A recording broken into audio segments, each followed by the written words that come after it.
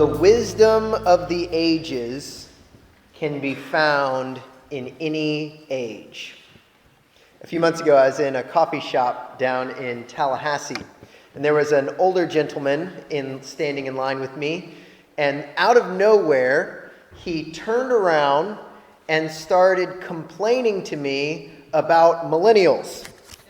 He said to me, all they care about is Snapchatting each other while they drink their fancy vanilla soy lattes, eating their expensive avocado toast, and living rent-free with their parents so they don't have to get a real job. They don't know anything about life. I listened and chatted politely with him for a bit, and then it dawned on me that he didn't realize that he was talking to a millennial. There are some advantages to going bald young. He was unwittingly fraternizing with the enemy. So I decided to have a little fun. I started agreeing with him. Oh yeah, Snapchat is really stupid. I've never used it, but it sounds really dumb to me. Soy vanilla lattes? Yuck, that sounds gross. Just give me a good, strong cup of coffee. You know, I moved out of my house when I was 18 years old and never moved back. And then I let the other shoe drop. But then again, I am a millennial. And then I ordered a cup of coffee and an avocado toast. You can make fun of me all you want. Have you tried avocado toast? It's delicious. I just tried it 2 months ago for the first time. It's amazing. Anyways, we had a good laugh and parted ways amicably. We live in an age of increasing polarization. This is nowhere more apparent than between generations. Somehow, each generation looks down on the generations that come after. The silent generation looked down on baby boomers. The baby boomers look down on millennials. Gen X looks down on Gen Z. And sadly, the feeling is mutual. Jack Weinberg once said, "You can't trust anybody over 30. That was in 1964.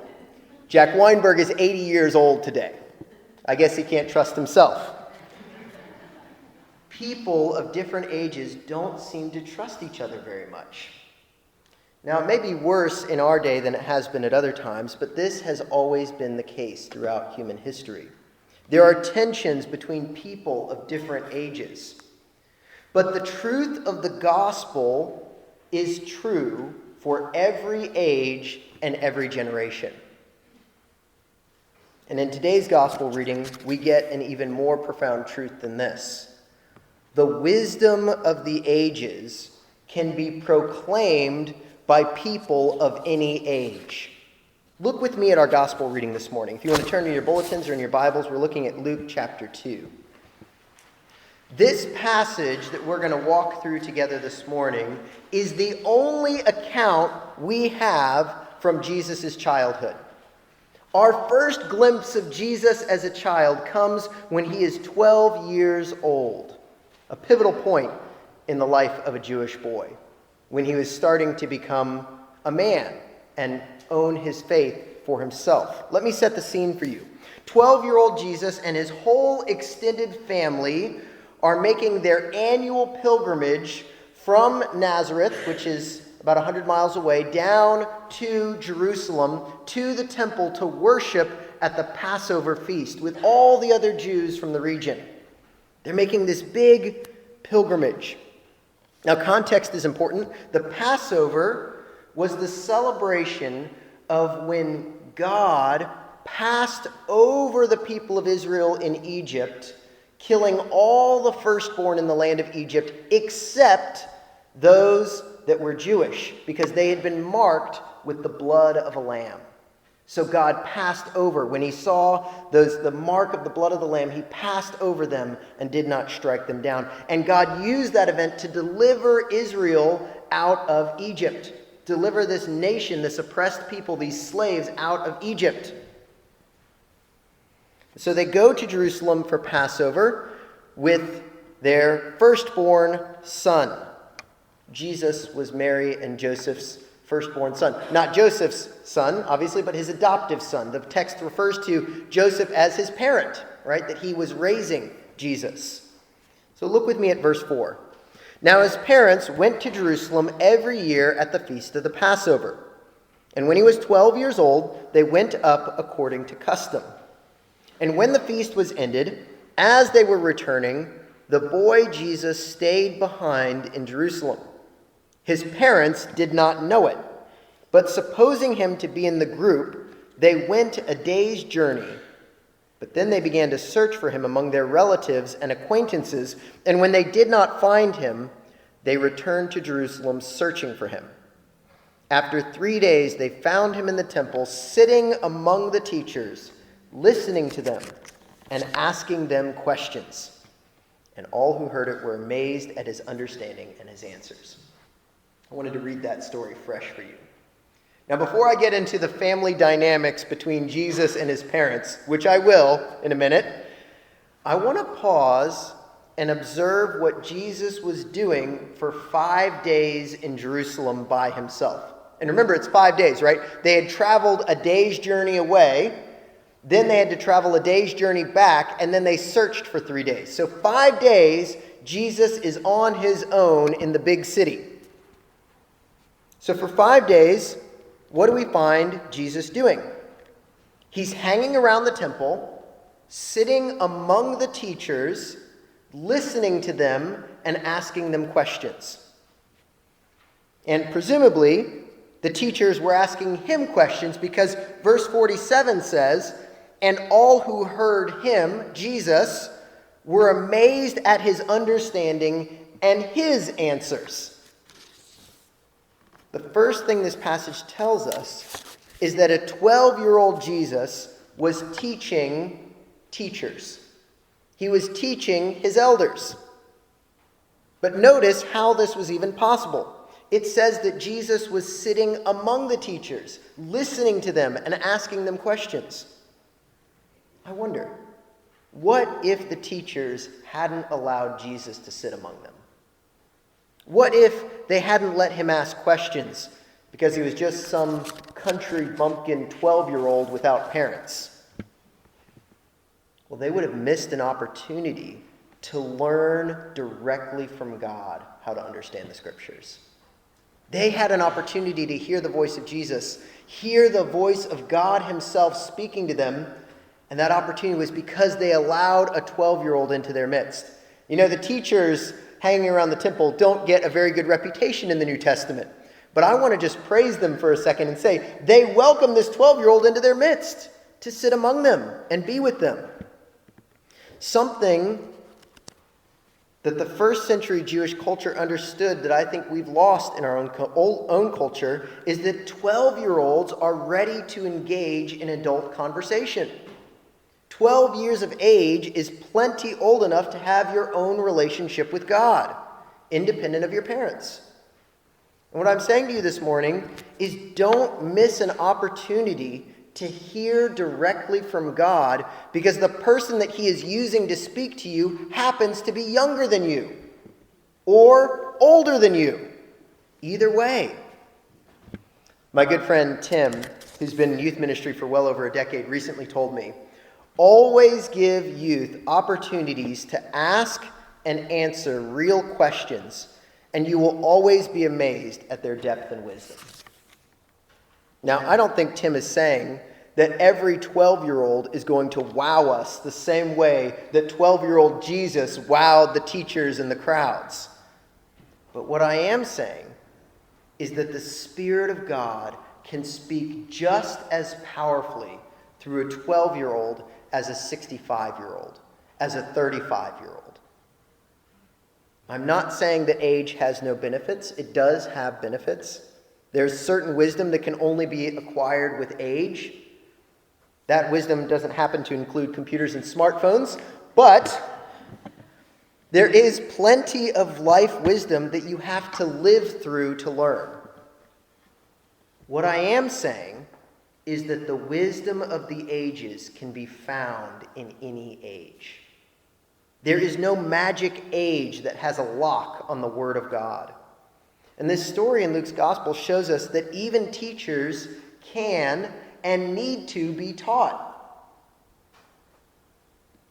It shows us that even adults need to learn from children and youth.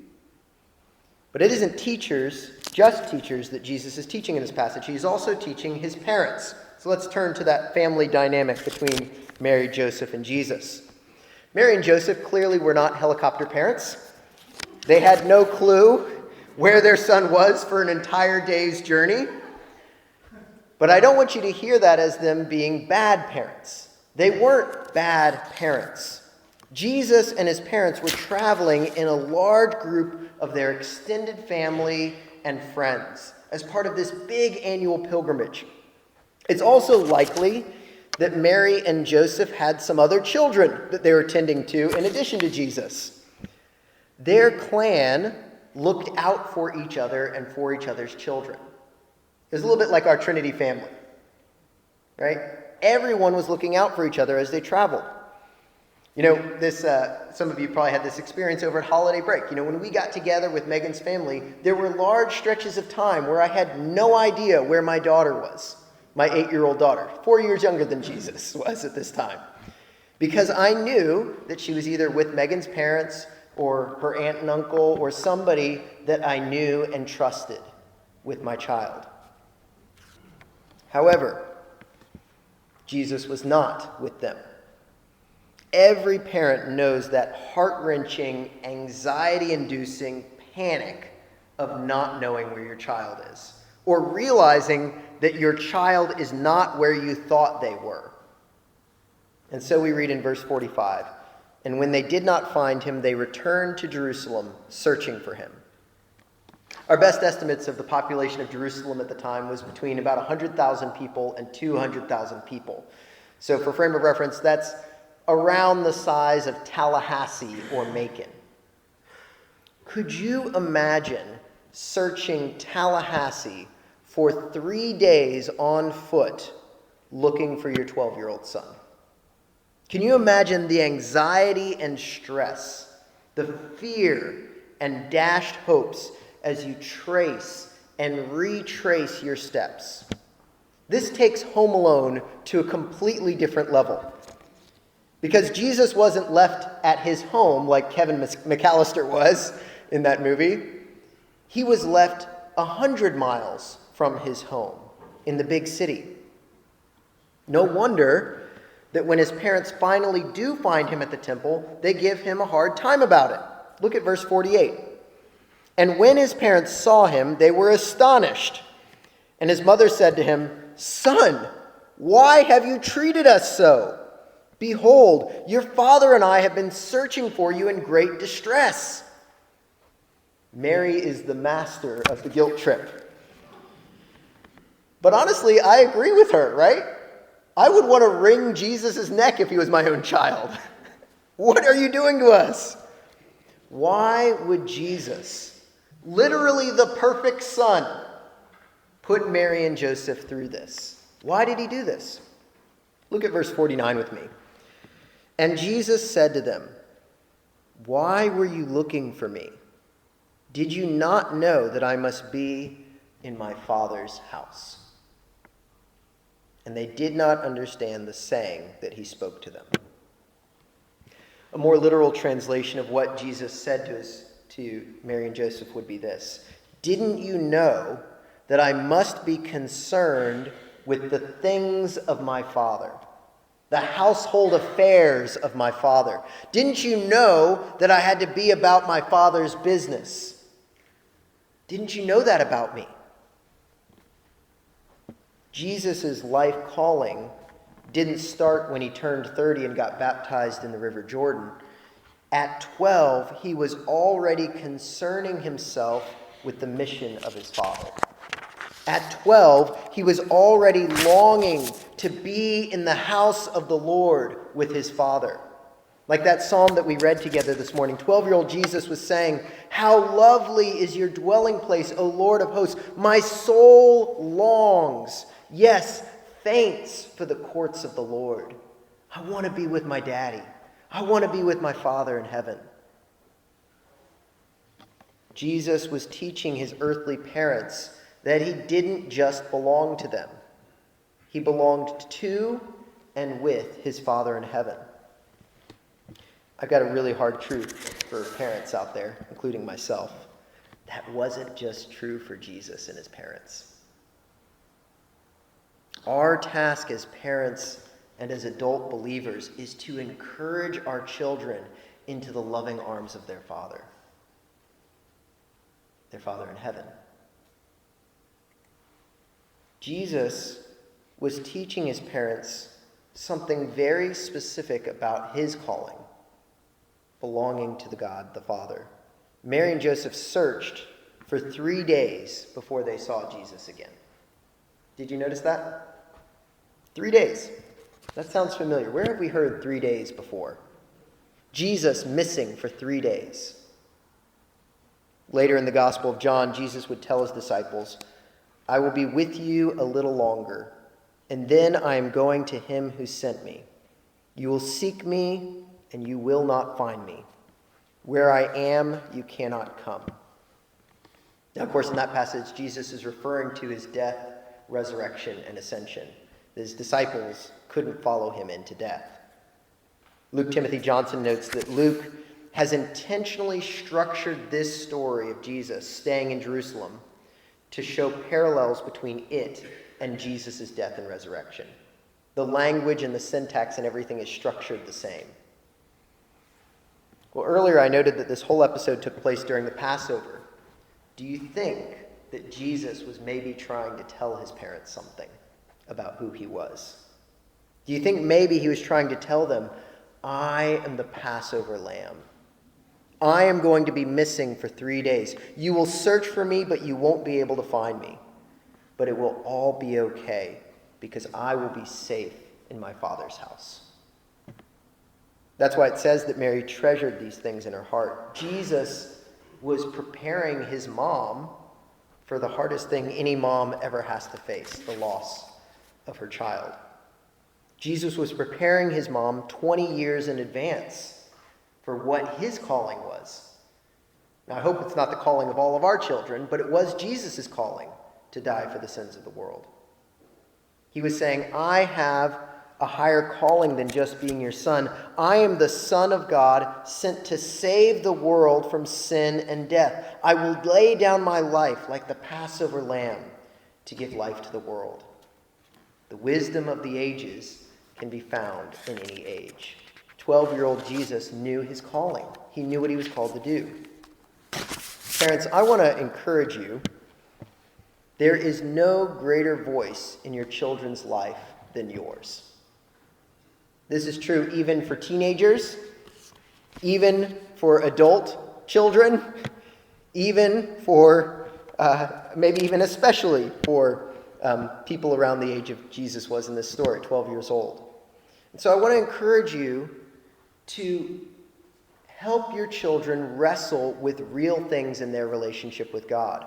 Let them ask questions. Don't be surprised if they have their own relationship with God. Let them ask questions. Don't just give them your answers. Let them find answers.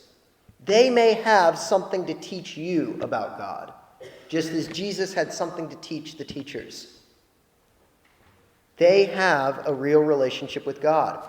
In a poll that was done by the National Association of Evangelicals, the average age of someone deciding to follow Jesus was 13 years old. The median age was 11 years old.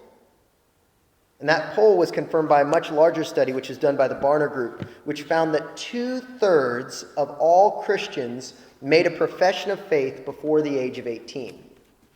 That's why in our tradition we do confirmation with youth. We give them that opportunity to say, you need to cash the check on your own. The check that your parents gave you at your baptism, it's your time to say, this is my faith and I'm claiming it as my own. They're ready to do that. They're able to do that. And so I want to encourage every parent can and should have spiritual conversations with their children and youth. You can do it. You don't have to be a priest to talk about spiritual things with kids. Okay, you can do it. Lead them into the scriptures. They might actually teach you some things along the way. Who knows? And for everyone else, I want to encourage you. What we do here at Trinity is completely countercultural. It is the one place where all generations come together with regularity. There is no other institution or organization with the generational diversity and potential for cross-generational relationship that the church has. There just isn't. I don't know of another organization that does it. From 92 years old to 92 days old, we have every generation right here.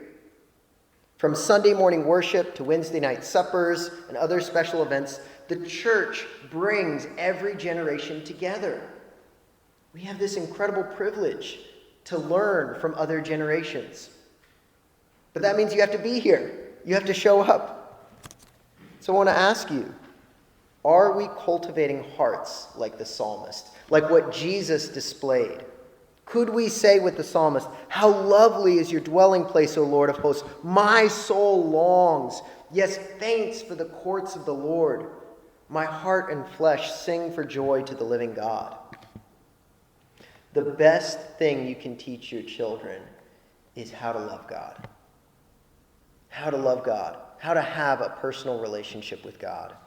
Love for God is contagious. Love for the church is contagious. We can all do that. You don't even have to be a parent. You could never have children. Your love for God is contagious. Love the Lord your God, and you can have an impact on generations. I want to close with just a couple questions for you to think about.